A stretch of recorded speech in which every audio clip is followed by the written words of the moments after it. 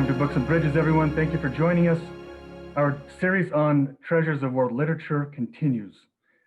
Tonight, we will examine the theological depth of Frederick Douglass and how his orations and his speeches and his writings qualify as great literature, and how his oratory grows from rich religious soil.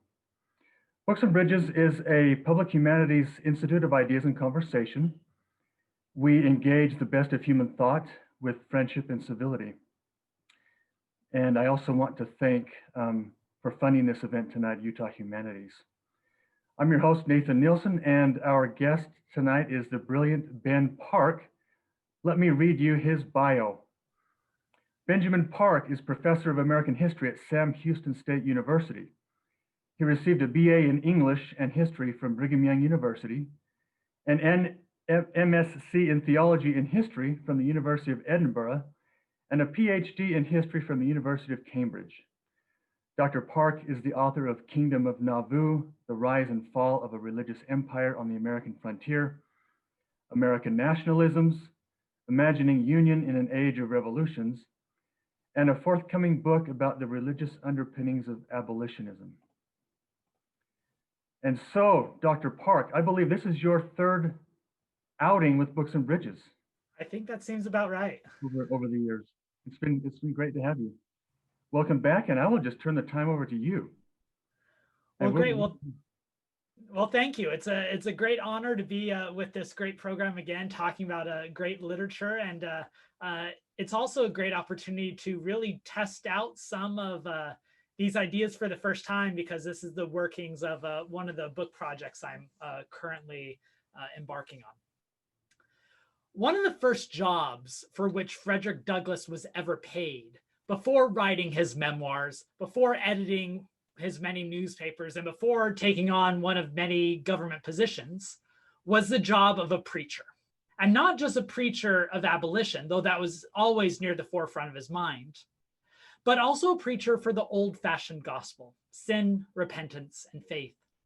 After arriving as a fugitive in New Bedford, Massachusetts, shortly following his escape from the horrors of slavery in Maryland, and right after being denied other gainful employment by racist and jealous white laborers, Douglass served as an orator for the African Methodist Episcopal Zion Church, pleading for congregants to forfeit their wicked ways and turn to Jesus Christ. In many ways, this was a natural transition for him.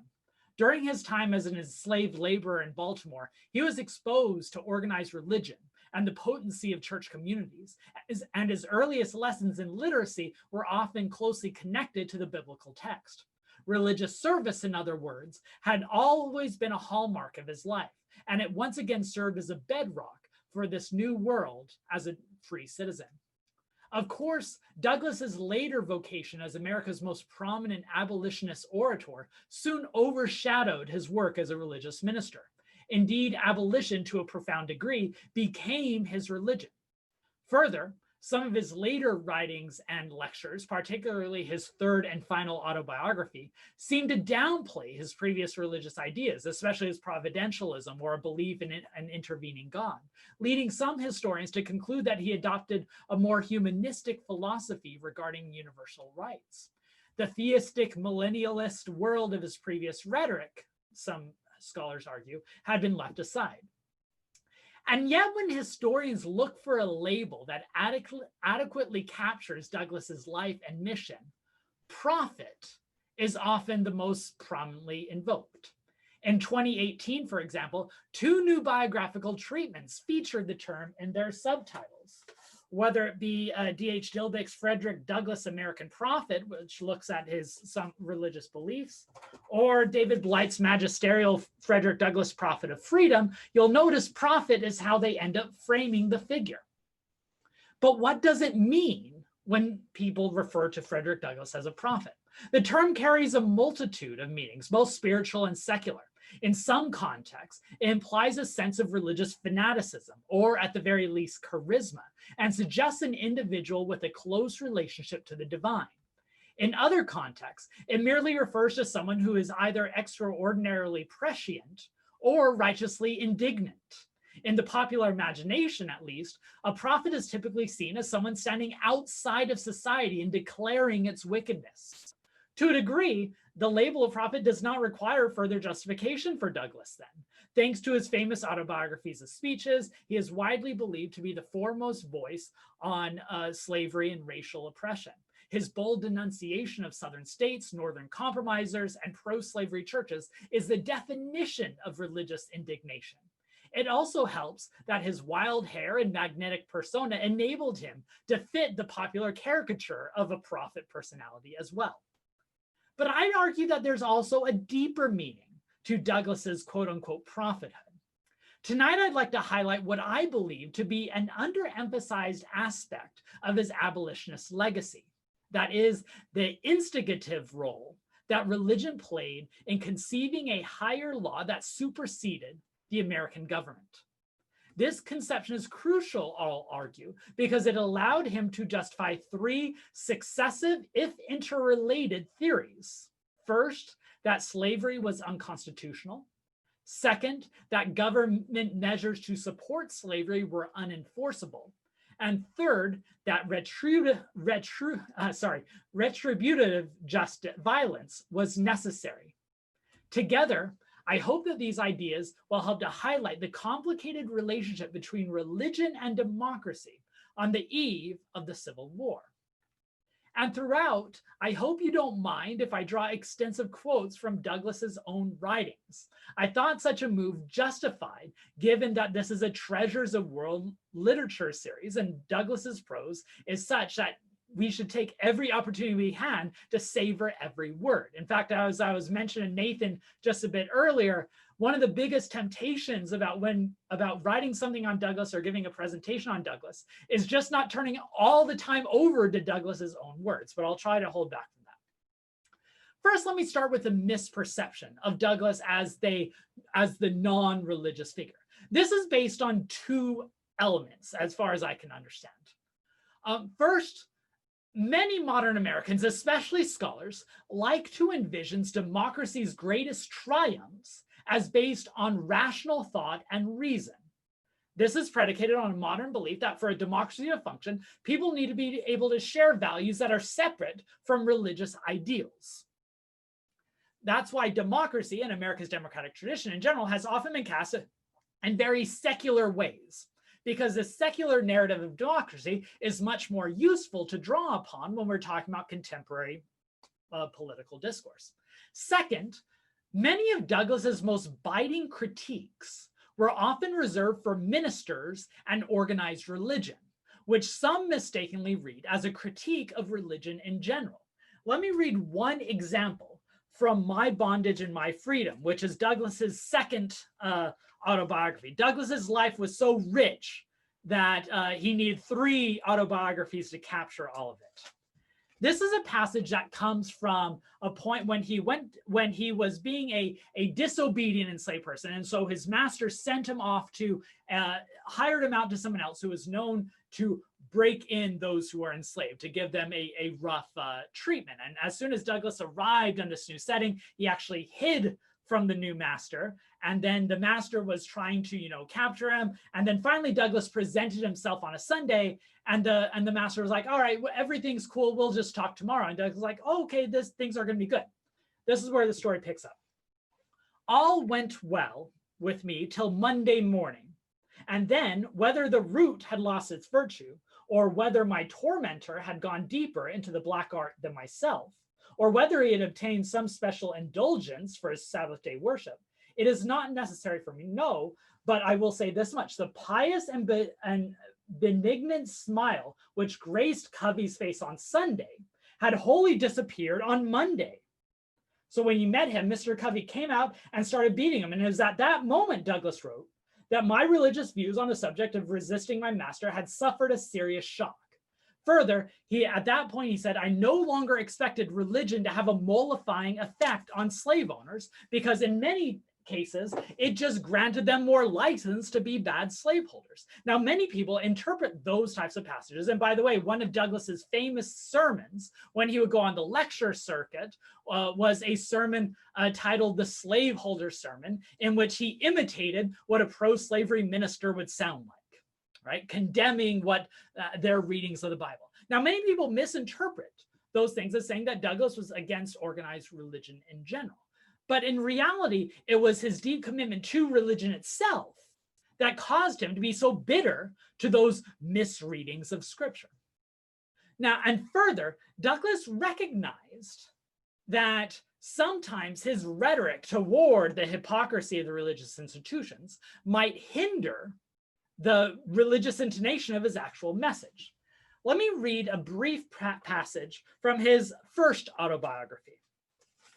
This is the one that was published in 1845.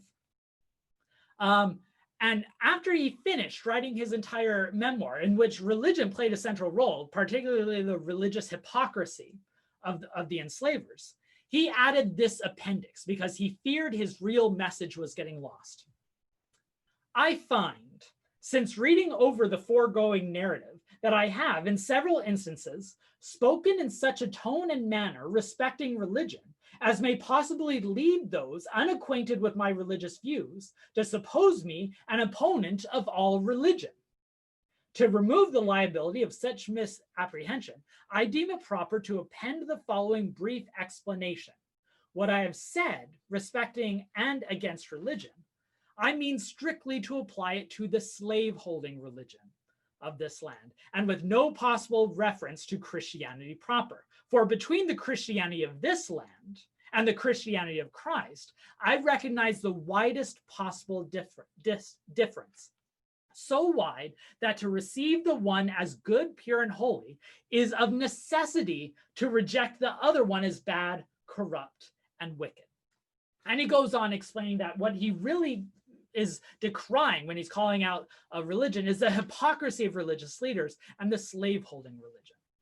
And then when it comes to the rational discourse of Douglass's political view, to say that there's a secular narrative within his arguments would be to overlook how trenchant religious beliefs saturate all of his discourses, all of his editorials, all of his autobiographies. In fact, even his autobiographies themselves can be cast within this larger legacy of Christian autobiographical writing. And only when placed within that genre do a lot of the passages actually make sense. All right, so let me move on to what I see as the three major arguments that Douglass's writings draw from religion.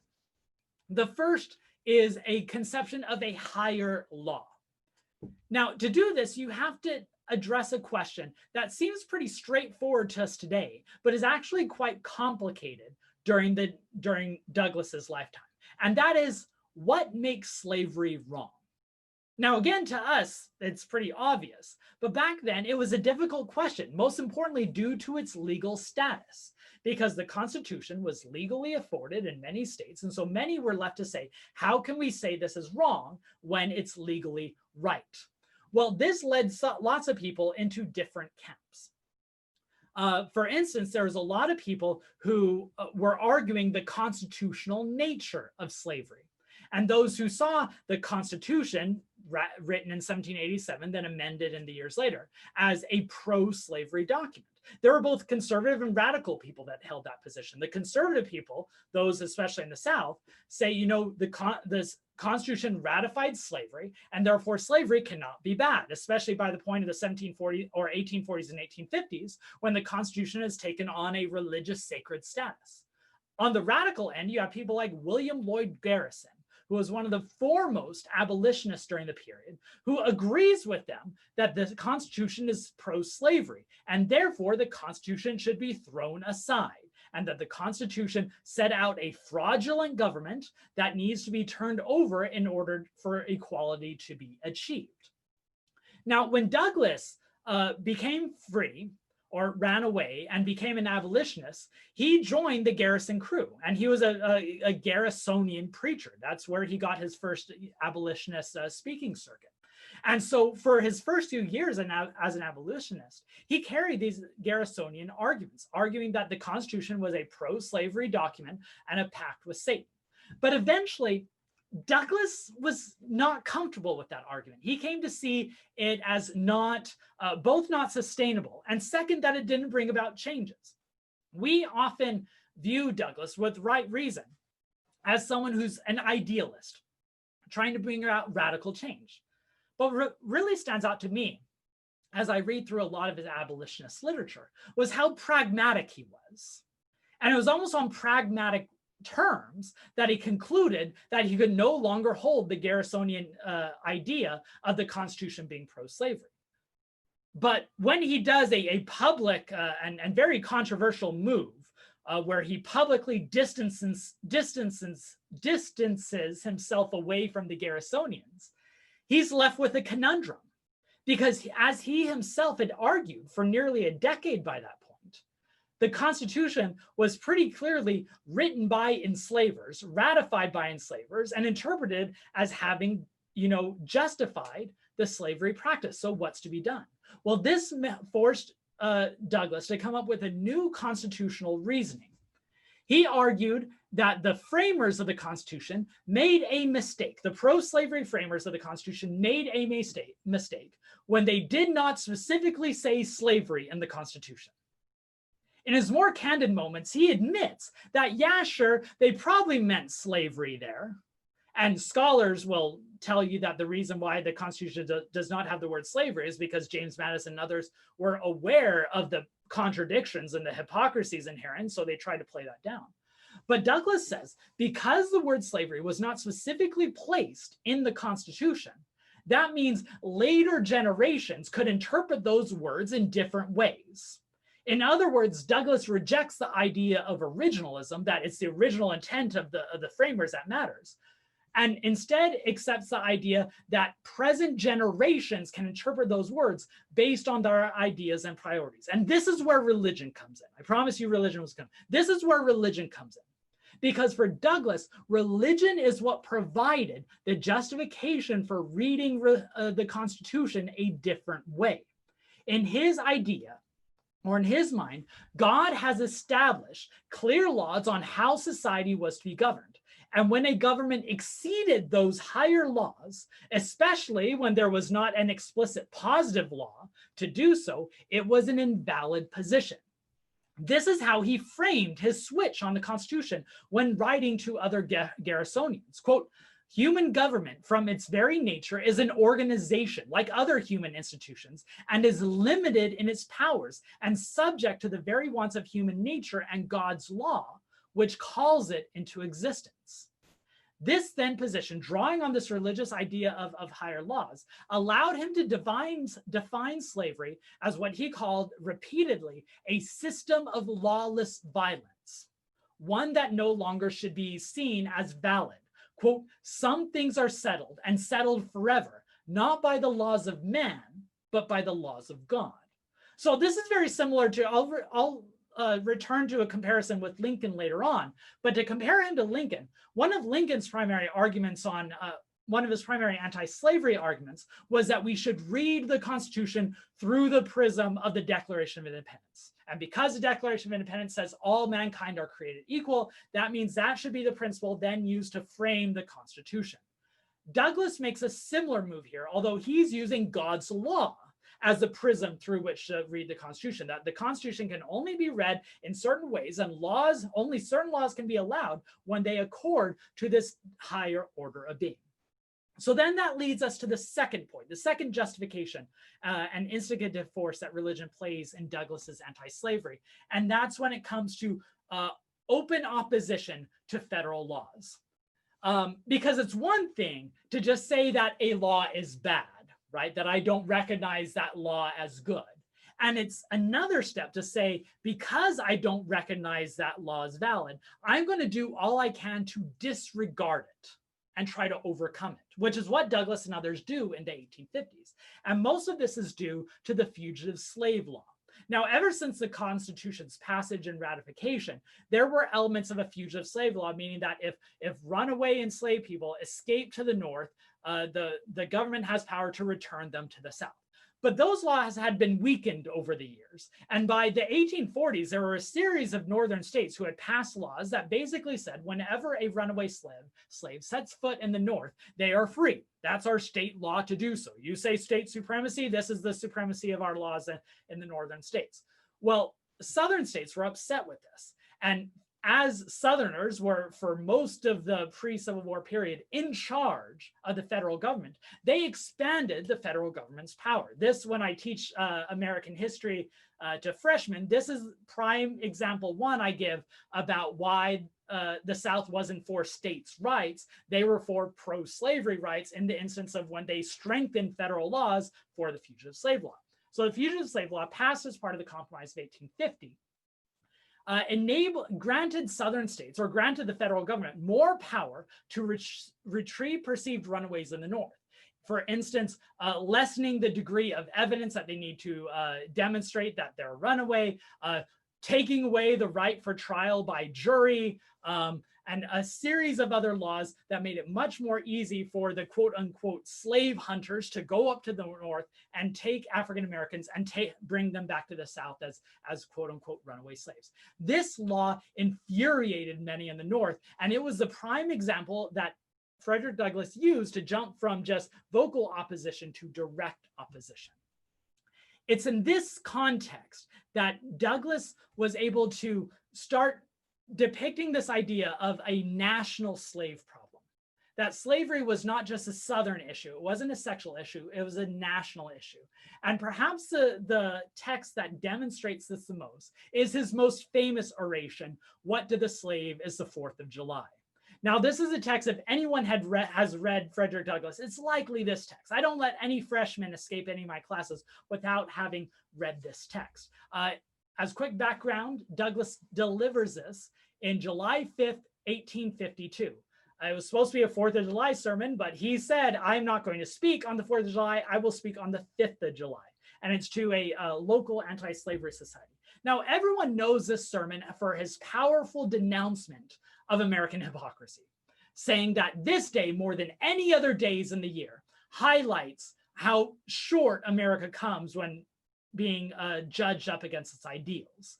And that to the slave, the 4th of July is an abuse. It's an assault on the senses because it just highlights how bad it is. But what people overlook in the What to the Slave is the 4th of July sermon is how much religion plays a role. In fact, over half of the oration is focused on religion, and not just on religion, but what I think is a very fascinating and sophisticated critique of what he calls religious liberty. Now, religious liberty and religious freedom is a term that has a long and complicated history in America, but I'm fascinated by what Frederick Douglass says about it. So let me read just one passage. This, remember, is in the wake of the Fugitive Slave Law, so that's the framing of this.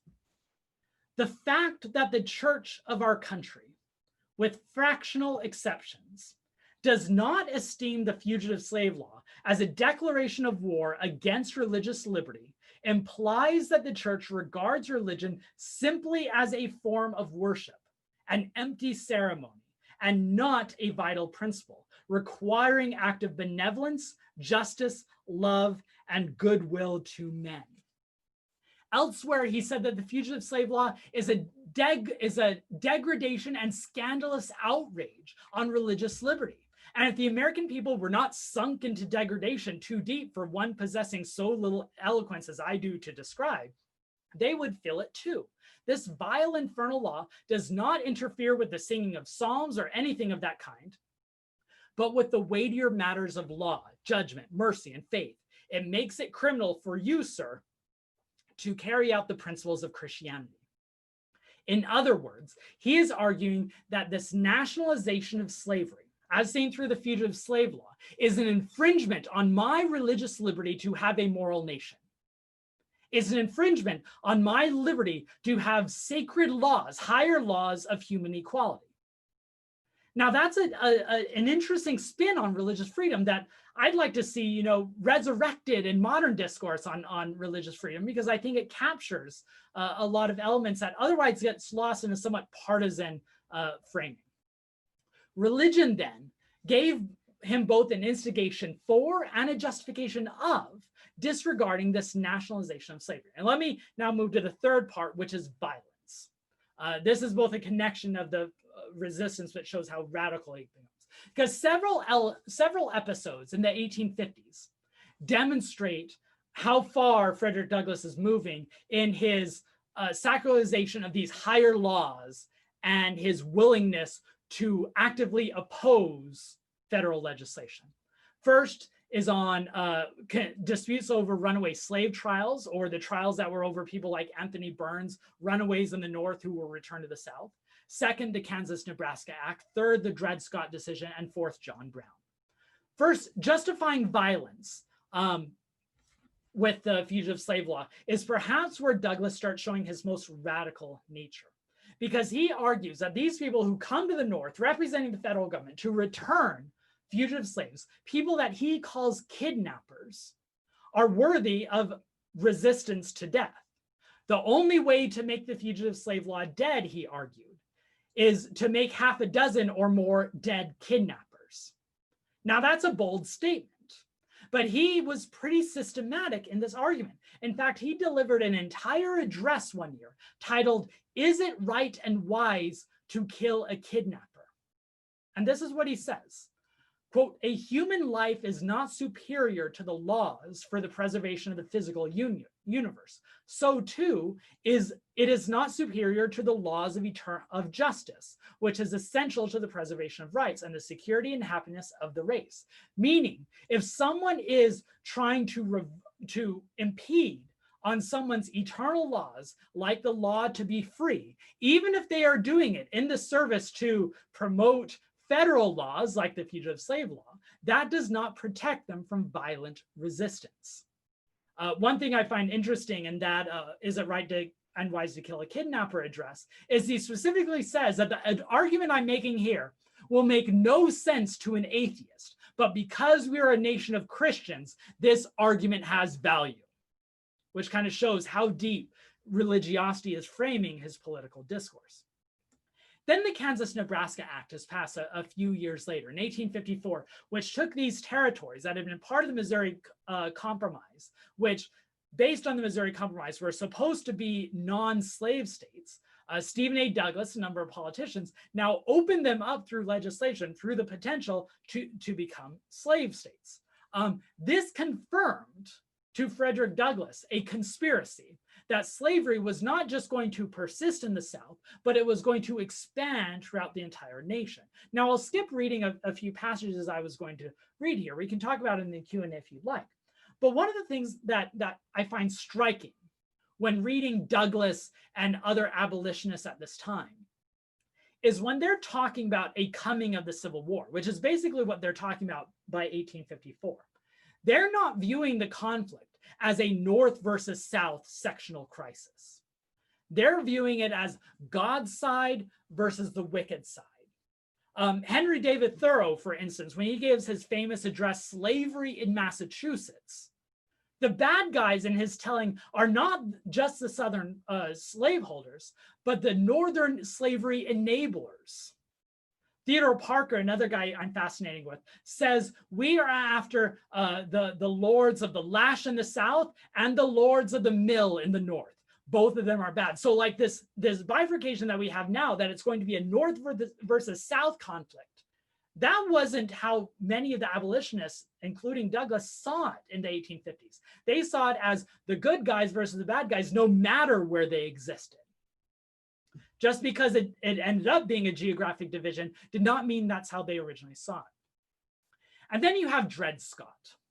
The Dred Scott decision, the most infamous Supreme Court case in American history, passed in 1857, in many ways confirmed the suspicions of Frederick Douglass and the conspiracy that slavery was going to become national by basically arguing that African Americans have no rights to which the white men have to respect, that Congress has no right to end slavery, and that slavery could be practiced anywhere as long as popular sovereignty enables it. This is also where Frederick Douglass becomes most vociferous in his millennialist and religious discourse. Let me read you one passage that always strikes my students. This is in his oration in response to the Dred Scott case. The Supreme Court of the United States is not the only power in this world. It is very great, but the Supreme Court of the Almighty is greater. Judge Taney, the Supreme Court justice who wrote the decision, can do many things, but he cannot perform impossibilities. He cannot bail out the ocean, annihilate the firm old earth, or pluck the silvery star of liberty from our northern sky. He may decide and decide again, but he cannot reverse the decision of the Most High. To decide against the right of freedom in the person of Dred Scott, or the humblest and most whip-scarred bondsman in the land, is to decide against God. It is an open rebellion against God's government. In other words, he's saying that, fighting the pro-slaveries, killing kidnappers is not the rebellion. The actual rebellion is what the Supreme Court is doing, or what the southern states are doing, because they are rejecting these higher laws. And if you read the Constitution through these higher laws, therefore that means what they are doing is unconstitutional. And then finally, I do want to highlight the limits of Douglass's rhetoric to this degree, because there were other people who were making similar arguments, and none more radically, of course, than John Brown. And if you're not watching the Showtime Good Lord Bird series this year, I recommend it as a fascinating watch. John Brown, like Douglass, saw that the South was betraying God's law and needed some form of violence and justice to overturn it. Famously, Frederick Douglass supported Brown, but backed out of actually joining him on the raid at Harper's Ferry. His disagreement, of course, was one more of strategy than principle. But while Frederick Douglass did not join John Brown on his failed raid on Harper's Ferry, he, to a degree, felt guilty about that the rest of his life. Because as soon as John Brown was captured, as soon as he was killed, Frederick Douglass had to go into hiding and go up to Canada because he was wanted as an accomplice to John Brown, and so he had to evade the law. But eventually he came back, and he did not apologize for what John Brown did. In fact, this is what he said in an oration on John Brown shortly after the Harper's Ferry raid. I have little hope of achieving the freedom of the slave by peaceful means. The only penetrable point of the tyrant is the fear of death. The effort of John Brown and his brave associates, though apparently unavailing, have done more to upset the logic and shake the security of slavery than all other efforts in the direction for many years. So while Douglass was not willing to jump to the point that John Brown was, he kind of post facto validated it, saying that actually that might be the only step, because again, these divine laws can justify these radical actions. All right. Finally, a few words on context, and then I'll stop and see if we have any questions. One of the most profound elements of Douglass's life are his numerous intersecting and complicated relationships. I wish I had more time to delve into a few more of these, but I want to focus on one of the most revealing comparisons, and that's Abraham Lincoln. Unlike with John Brown, Douglass never worried about Lincoln being too zealous for the cause. On a very basic level, the two figures, Douglass and Lincoln, shared a similar view of higher laws because they both agreed that the principles of liberty outweighed the legality of slavery, even if they differed on where those principles of liberty originate.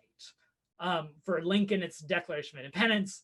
For Brown or for Douglass, it's divine law.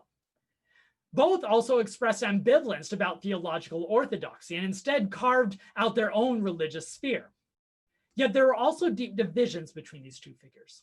While they both shared faith in an activist divine providence, Douglass disagreed with Lincoln's commitment to a form of what scholars call Christian fatalism, or in other words, determinism, that Lincoln flirted with for his entire life.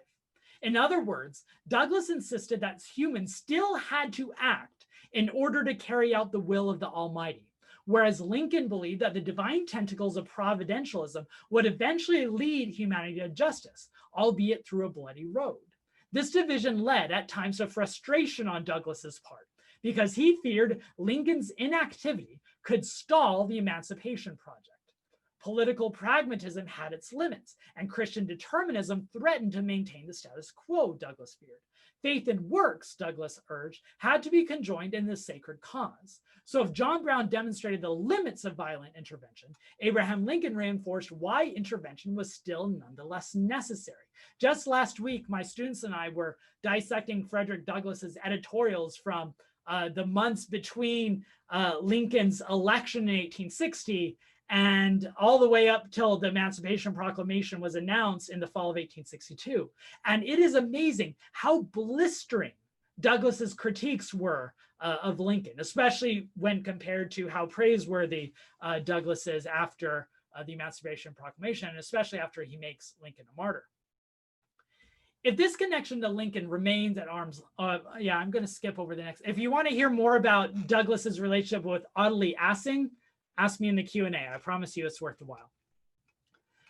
But when Douglass is placed within his broader context, comparing him to John Brown, comparing him to Lincoln, comparing him to these other religious figures, this reveals the multivocal and divergent trajectories of anti-slavery during the Civil War era, just as they exhibit the distinct roles religion played in different forms of reform. Whether through pragmatic crusading, militant intervention, or fatalistic gradualism, religion provided the tools to construct degrees of abolitionist action. Placing Douglass in this context triangulates his political theology in a way that sheds light both on his emancipation vision as well as his religious worldview. These comparisons also place Douglass within the broader conversation of American religiosity during the 19th century. This is what I want to leave you with. Recent decades of scholarship have sought to reconstruct the religious context for the nation's crisis over slavery. Yet this scholarship largely remains segregated into books on the one hand, white evangelicalism, and on the other hand, the Black prophetic tradition, with very few exceptions. So when Frederick Douglass is engaged as a religious thinker, he's always placed in the African-American prophetic tradition and rarely in the broader synthesis of American religious thought. And when authors do try to integrate the two, African-American preachers are typically separated into their own chapter. So just as scholars have insisted on Douglass's exceptionalism, that he's one that stands out from the broader world, so too have historians of American Christianity maintained a reliance on white voices to construct their narratives of religious life during this era, where Black preachers and thinkers are sequestered away in distinct isolated chapters, if mentioned at all.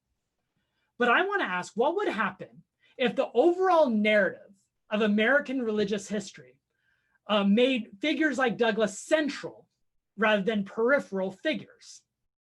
For starters, narratives of Douglass's prophethood would look less like just rhetorical framing and more as an instigative force, because his appeals for divine right, revelatory intervention, and militant opposition would no longer appear discordant within the broader trend.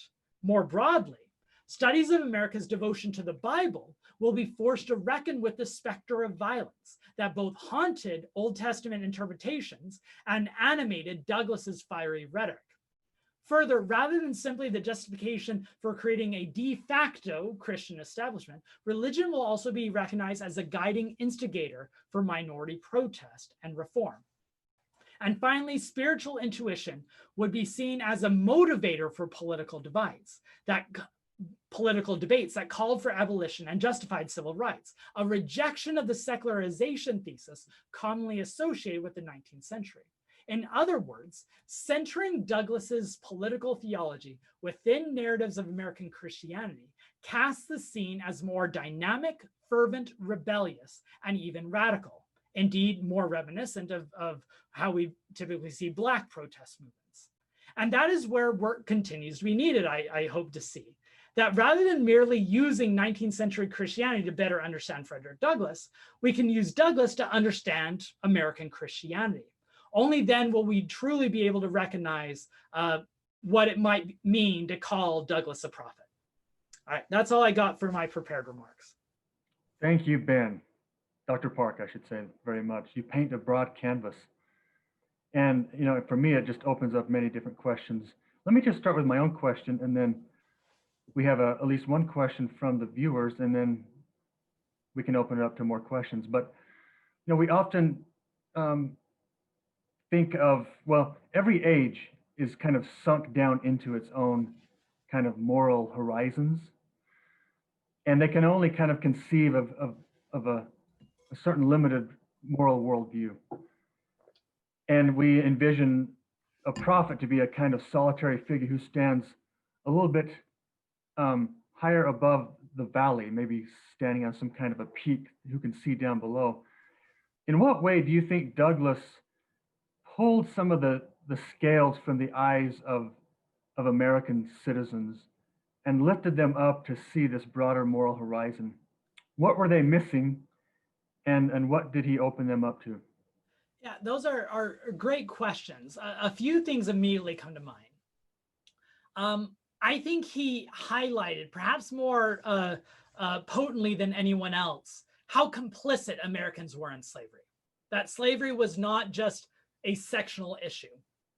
That because you recognize the federal authority, and a federal authority that's allowing slavery to not only exist but expand, that you are complicit in their horrible cause. He takes this a lot for, or he motivates this, or he uses this rhetoric a lot when speaking to anti-slavery circles in the North. I mean, when he was invited to speak to a lot of these white anti-slavery societies in northern cities, they would expect, you know, just a preaching to the choir, that he's going to say, y'all are doing the great work, let's keep it going. I guess he wouldn't say y'all. If he was from Texas, maybe. But what instead he would do is say that unless you are taking radical action, unless you are not recognizing your state's own complicity in the issue of slavery, you're part of the problem. So that's one example of how he's challenging the status quo, pulling the scale from their eyes. The other, I mentioned in the presentation about Douglass's complicated relationship to the Garrisonians, some of the most radical abolitionists during the period.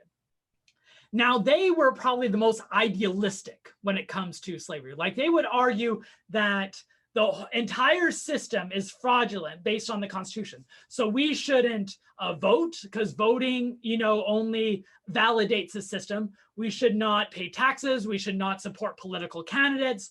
All of these things is just validating a system. And Douglass at some points would agree with them, but on almost all those issues would eventually come around to say, you know what? That's the type of position you can take when you are living in a place of privilege. That, yes, you're not going to support a candidate, but whatever the candidate is isn't going to change your life. And if you would look at the people who are enslaved in the South, it does matter what candidate we elect. It does matter what positions we hold. It does matter how we reform the institution. So I'm amazed by a number of instances in which Frederick Douglass is forced to respond to often white abolitionists who are telling him, you're not being as pure a abolitionist as you should be. Kind of an early form of what we now call purity politics. And Douglass has to respond like, no, I don't care what your ideals are. I care about what actually happens on the ground. And so those are at least two examples of what I see Frederick Douglass challenging the status quo, even among anti-slavery activists in the North. Did he disabuse Northerners and Southerners of what the Black soul is, what the Black mind is and is capable of? Oh, absolutely. Absolutely. He recognized very quickly that one of the best evidence that he could give for the anti-slavery cause was his own being. His ability to, you know, show his eloquence, his brilliance. That's why at one point he breaks from Garrison. He would always just publish stuff in Garrison's magazine. And then he realized that I could just be seen as a Garrisonian puppet. So even before he breaks with Garrison, he decides I need to have my own newspaper to show I'm the person behind the cause. He also, I have a great book here that I always show off to my students. there's a wonderful book called Picturing Frederick Douglass that was published by Live Right a few years ago and edited by John Stauffer, Zoe Trod, and Celeste Marie Benier, which captures all the photographs of Frederick Douglass throughout his life. Frederick Douglass was photographed more than any other American in the 19th century. Everywhere he went, he was photographed, often with his own, at his own insistence, because he recognized that his physical being, his appearance as a dignified, well-dressed, eloquent individual dispels all the myths of what a Black individual could be. Thanks. Well, we have a question here from the inimitable Joseph Stewart. Oh, skip that one. We don't want to give him any airtime. Well, we better be kind to Joey. So let me just read his question. He asks, some historians have said that Douglass preached on the ethics of the Bible, but did not cite scripture to back up his abolitionist views. Is this true in your estimation? If not, how did Douglass use biblical references to make his religious and or political points? Right. Yeah, I guess Joey can come up with good questions every once in a while. I always find the arguments that Douglass was not actually citing scripture a bit superficial, just because he's quoting it all the time. And the arguments would be, well, he's not actually citing it, so he's just using the language.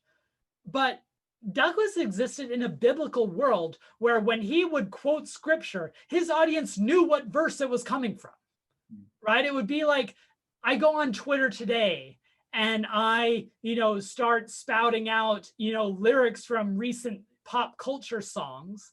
I don't need to say what it's from for people to know what the reference is. I would hope. I'm pretty out of culture, so I'd fall flat in my attempt. But so Douglass was constantly quoting scripture. I mean, all the time he's quoting scriptures, and he uses it in very systematic ways.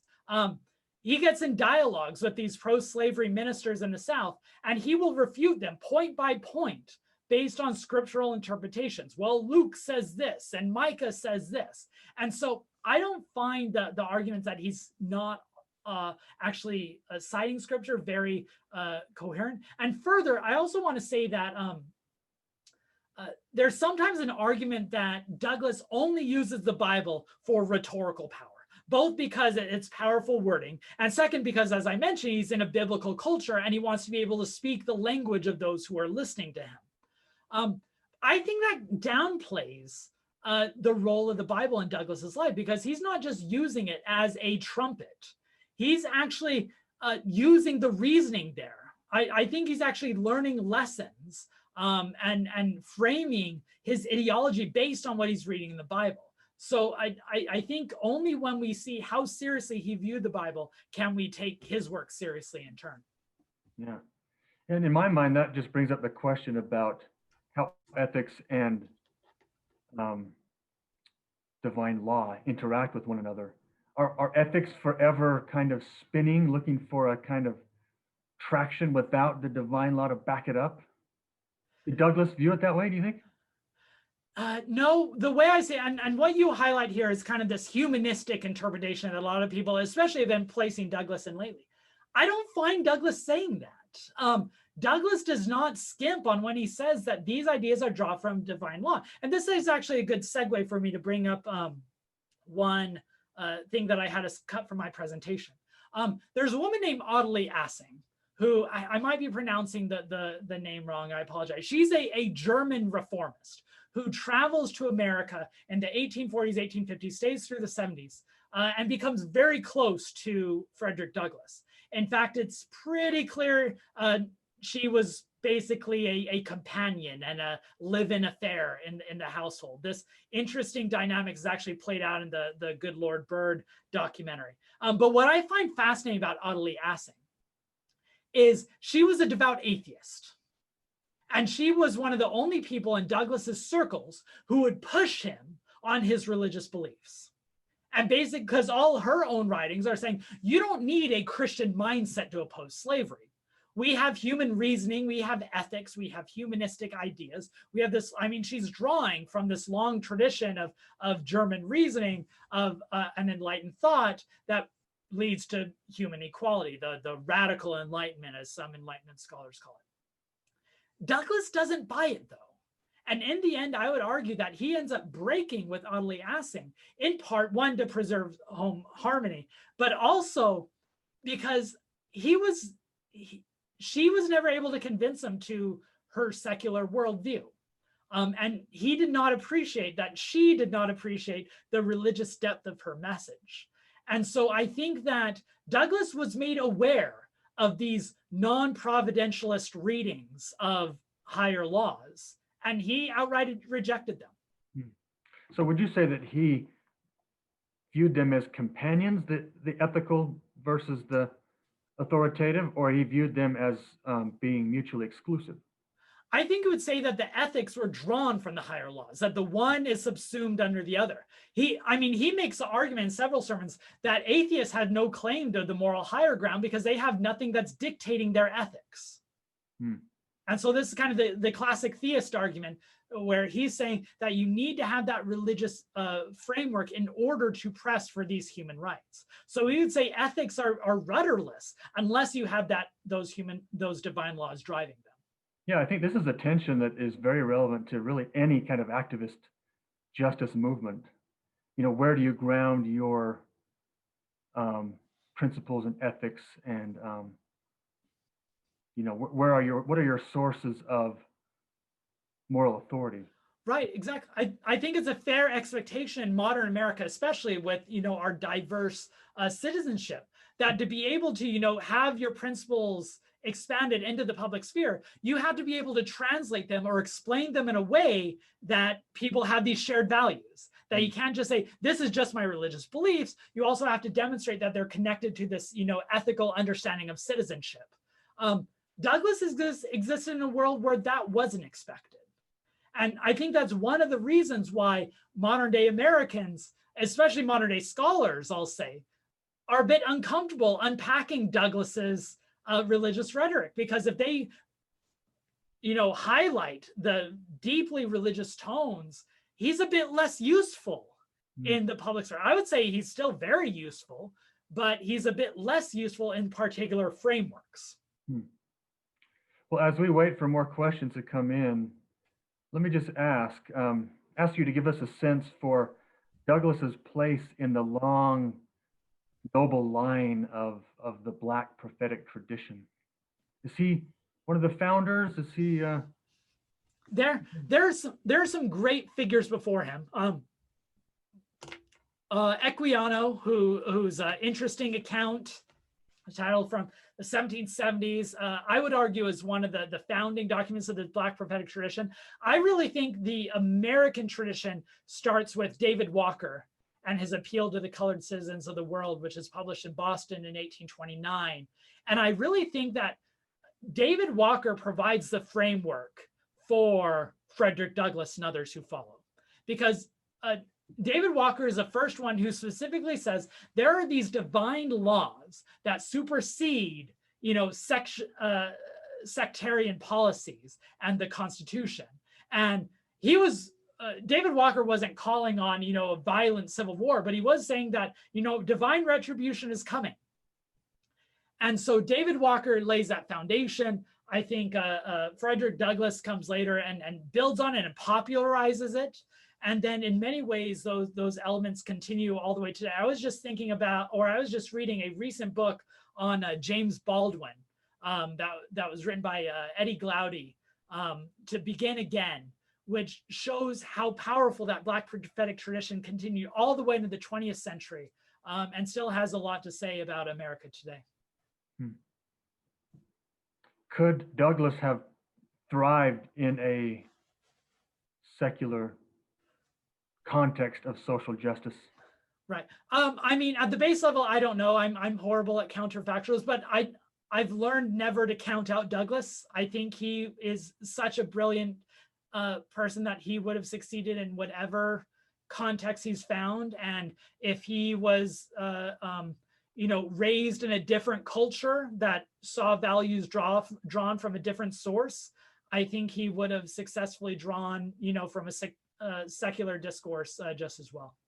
Adaptable enough. Yeah, very adaptable. He even showed some of my favorite texts to assign to my students are ones where he specifically changes his opinion, right? You get one editorial from him in spring of 1856 saying, we don't support the new Republican Party. They haven't proved their anti-slavery chops. We're not going to support this new party. And then a couple months later, he's like, hey guys, I was wrong. That was a wrong perspective. Now this is why we need to support John Fremont and the Republicans. And so it reminds me of Ralph Waldo Emerson, a contemporary, who said, a foolish consistency is the hobgoblin of little minds, right? That if you are stuck to a consistency just for the sake of consistency, then your ideas are worth nothing. And I think Douglass and his constant evolutions on different ideas embodies that. Thanks. So we have a question from Kevin Bryant. He asks, can you speak at all about Father Lawson or Uncle Lawson, whom Douglass references in his autobiographies as an early religious influence while he was still enslaved? Yeah, it's a good question. I'm not too sure on the specifics on Father Lawson. I'd have to reference to David Blight's autobiography. But I will say, speak in general to the Father Lawsons of enslaved communities, that one of the things that's so striking to me about these slave societies where, large plantations with lots of people is, on the one hand, they're not allowed to organize. They're not allowed to have their own religion. They're not allowed to have, all these elements of leadership, because white owners are fearful that they would eventually rise up and have an insurrection. But what they end up doing is having, informal forms of religious organization.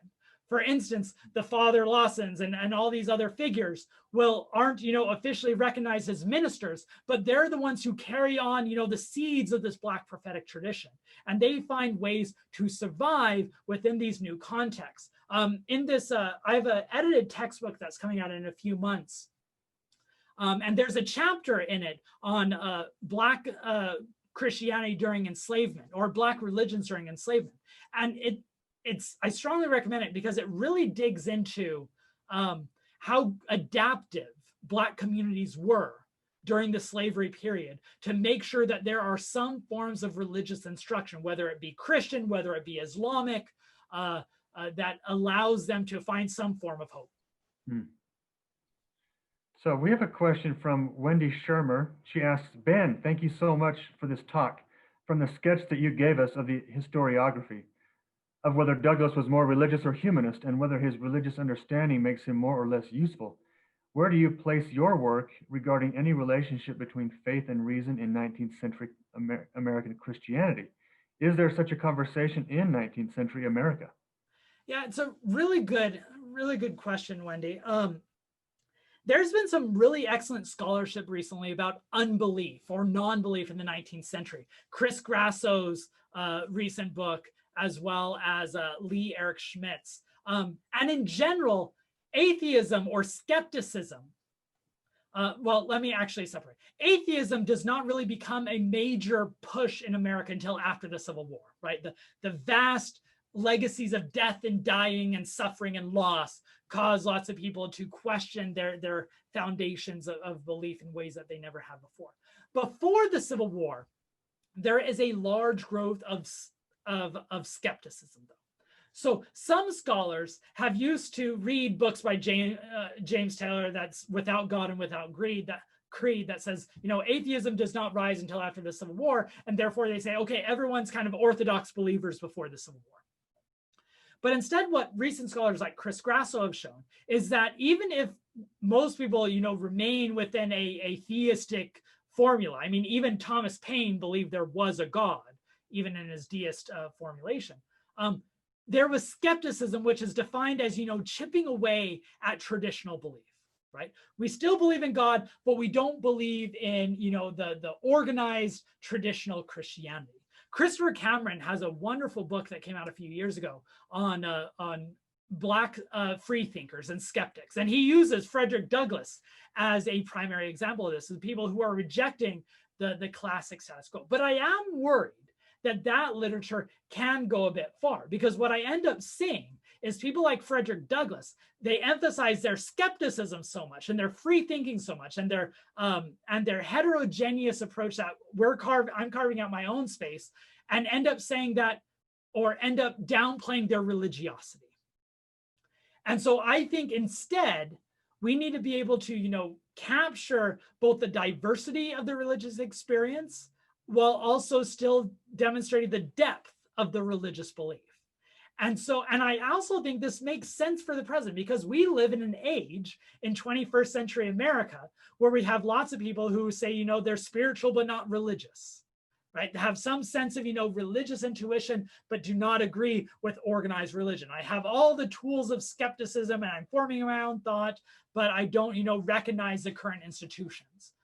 I think there's a lot of work that can be done to show people like Frederick Douglass and others are in many ways like the forerunners for that type of movement, to show that we've long been a nation filled with skeptical believers, if I could use kind of a paradoxical phrase.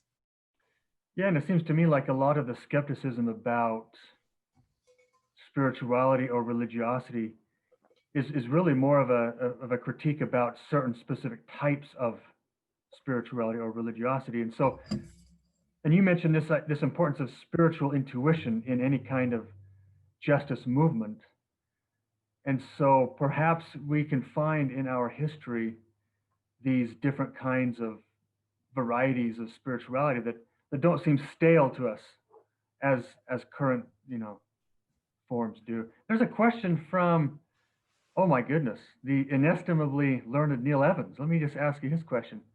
He asks, our current American society, like that during Douglass's time, is highly fractured. It feels like people are completely closed off to reasoning that contradicts or is contrary to their own worldview.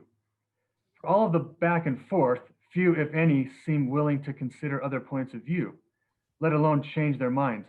Was this true during Douglass's time? Do you think his work changed any minds at the time, or only justified the positions or beliefs that people already held?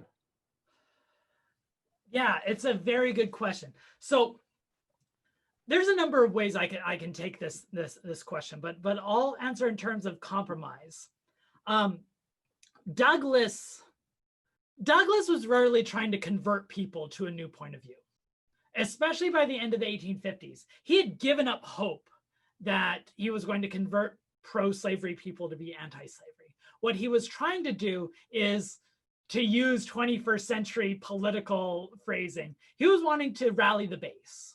He was wanting to demonstrate the radicalness of the potency of their radical message. To the point that when Lincoln was elected in the first few years of his administration, Douglass's biggest critique on Lincoln was his desire to compromise. He was saying you should not compromise on any of these issues. You should not try to, reach across the aisle. That's not a message that I think we want to hear more of today. I mean, we have enough partisanship and division, but I think it is important to remember that when we try to compromise, when we try to work together, which are important things, and after the Civil War, Douglass is a lot more willing to work together. But what Douglass is never willing to compromise on is, foundational issues of, liberty and freedom, and the primal desires of humanity. Right? There's a lot we can compromise on, but there are some notions of humanity that should not be compromised.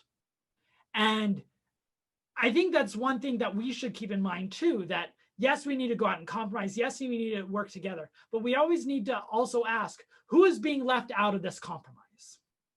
Who is going to be affected by this compromise? And if this compromise is meant to bring peace and agreement, but at the expense of people at the margins, then there's a high cost that should not be overlooked.